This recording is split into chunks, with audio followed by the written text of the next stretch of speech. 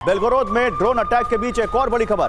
रूस में यूक्रेन के बहुत बड़े हमले का इनपुट मिला है। यूक्रेनी प्लान के खुलासे के बाद रूसी फौज की तीनों विंग्स एक्टिव हो गई। कभी भी हो सकता है कोई बड़ा हमला रूस के अंदर। रूस के कई एयर बेस यूक्रेन के टारगेट पर हैं, ये जानकारी सामने आ रही है।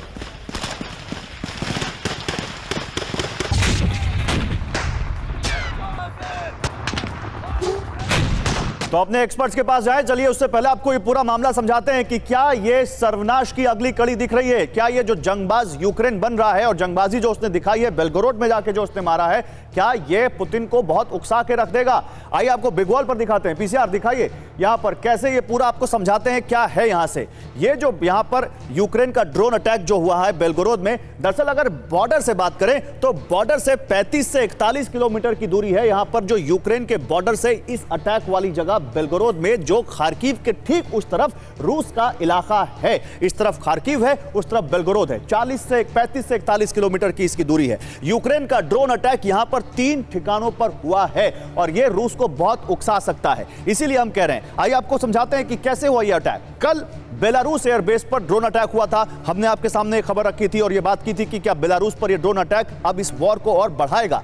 उसके पहले रूस के एंजल्स एयरबेस को 2 बार निशाना बनाया गया। हम आपको दिखाते रहे। यूक्रेन ने कहा कि लंबी दूरी के अटैक के लिए हम सक्षम हैं और यह कहा गया कि चाहे वह एंजल्स हो चाहे बेलारूस हो, वहां पर यूक्रेन ने अटैक किया है। अब यह बेलगोरोद में अटैक हो गया।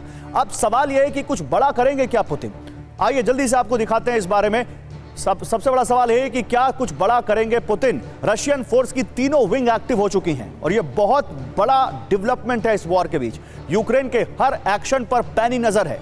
आर्टिलरी सिस्टम डिपो की सुरक्षा बढ़ा दी गई है। रूसी फौज को बड़े हमले का इनपुट मिला है और यही अब इस वॉर का सबसे बड़ा ट्रिगर इस वक्त दिखता है। सीधे अपने एक्सपर्ट्स के पास चलते हैं। जनरल साहब, शुरुआत आपसे करता हूं।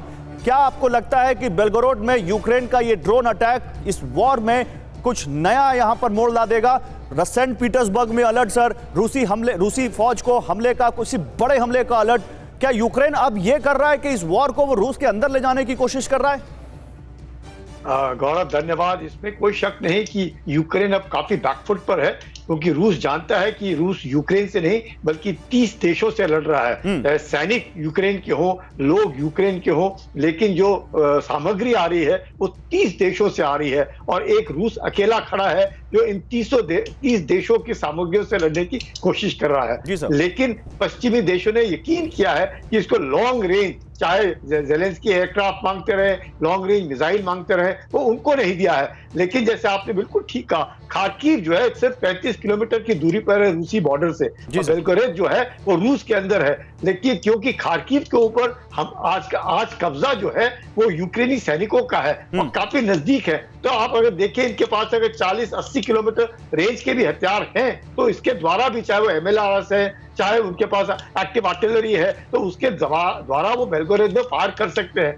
इससे पहले भी ड्रोन अटैक यूक्रेन को मदद करने के लिए पश्चिमी देश उनको इंटेलिजेंस दे रहे हैं, सर्वेलेंस दे रहे हैं, जैवलिन्स दे रहे हैं, स्टिंगर्स दे रहे हैं, लेपर्ड दे रहे हैं, चैलेंजर्स दे रहे हैं, अब्राहम दे रहे हैं, बख्तरबंद गाड़ियां दे रही है, हिमास दे रहे हैं। मतलब क्या नहीं है आज यूक्रेन के पास। लेकिन यूक्रेन का जो मोराल है उसके ऊपर जबरदस्त झटका रूस चाहता है, क्योंकि रूस ने भी अपने सिर्फ 20 से 25% ही हथियारों का इस्तेमाल किया है। मेरे साथ सर, आप जो बात कह रहे हैं इस बात को थोड़ा और आगे बढ़ाता हूं मैं और बात करता हूं सुधीर सर से। सुधीर सर, क्या ये माने कि जो अभी तक हम बात कर रहे थे कि साल पूरा हो गया और अभी स्प्रिंग्स में ये वॉर और बढ़ेगी, क्या उसके ये संकेत मिलने शुरू हो गए? क्योंकि कहीं से कोई संकेत ये तो है नहीं कि कोई देश, फ्रांस के अलावा, क्योंकि मैक्रोन थोड़ा बहुत कर रहे हैं, लेकिन उसके अलावा कहीं से कोई संकेत नहीं मिल रहा कि कोई देश इस वॉर को खत्म करवाने की कोशिश कर रहा हो, यूरोप में या वेस्ट में या फिर रूस की तरफ से जो देश है। कि अभी भी जो प्रेसिडेंट बाइडेन की वहाँ जो कीव में बात हुई और बाकी भी नेता उनसे मिल रहे हैं, प्रेसिडेंट ज़ेलेंस्की से, किसी ने भी नहीं कहा कि अभी शांति की तरफ काम किया जाए और ये लड़ाई कैसे बंद की हो जाए। इसके लिए कोई खास ऐसे प्रयत्न नहीं करते दिखाई दे रहा है। और जो डर लग रहा था कि रूसी लोगों का, अभी रूसी आर्मी का ऑफेंसिव, स्प्रिंग ऑफेंसिव अभी शुरू हो जाएगा, वो लगता है वाकई अभी शुरू हो गया है। और इस किस्म की लड़ाई तो बहुत ही अभी खतरनाक है, क्योंकि एक साल के बाद सभी की उम्मीद थी कि अब धीरे धीरे ये लड़ाई बंद हो जाएगी, उसमें कुछ ना कुछ हल ठीक। निकल आएगा, कुछ निगोशिएशन शुरू हो जाएगी, कोई डायलॉग की बात होगी। मगर लगता है कि दोनों तरफ अभी पूरे दोनों देश ठीक अभी है। अड़े हुए हैं इसमें। ड्रोन का इस्तेमाल अभी यूक्रेन ने बहुत शुरू किया है। ऐसा आपके अभी जो